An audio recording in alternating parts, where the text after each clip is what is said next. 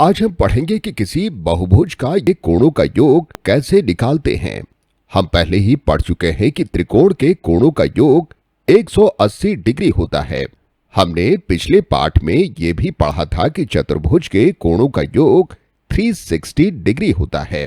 त्रिकोण के केवल 3 कोण होते हैं और चतुर्भुज के केवल 4, लेकिन किसी षटभुज के 6 कोण, अष्टभुज के 8 और ऐसे और भी बहुभुज हैं जिनके और ज्यादा कोण होते हैं, जैसे कि नवभुज जिसके 9 किनारे हैं, दशभुज जिसके 10 किनारे हैं आदि।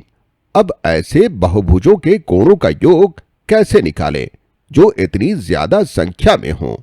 हम जानते हैं कि विकर्ण चतुर्भुज को 2 त्रिकोणों में बांट देता है।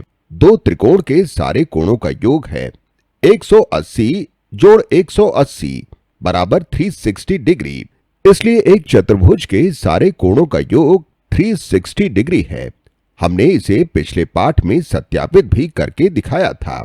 हम एक पेंटागन यानी पंचकोण को विकर्ण यानी डायगोनल से पूरी तरह से त्रिकोणों में बांट सकते हैं। यहां देखिए, पेंटागन के 2 विकर्ण हैं जो उसे 3 त्रिकोणों में बांट रहे हैं।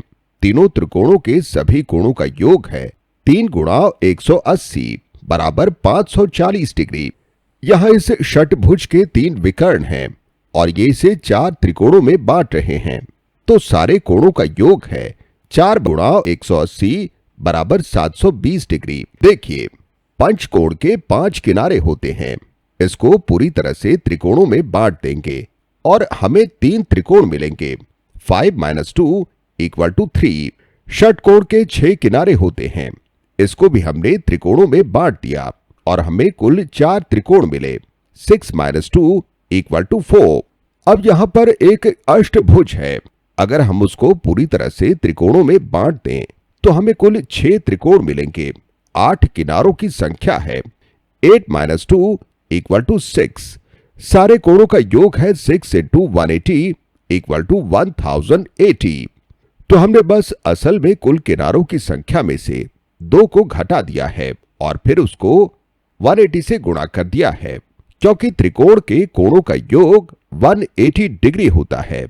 इन सबको परखने के बाद हम ये कह सकते हैं, अगर किसी बहुभुज के n किनारे हैं तब उसके कोणों का योग होगा n - 2 बटा 180 डिग्री।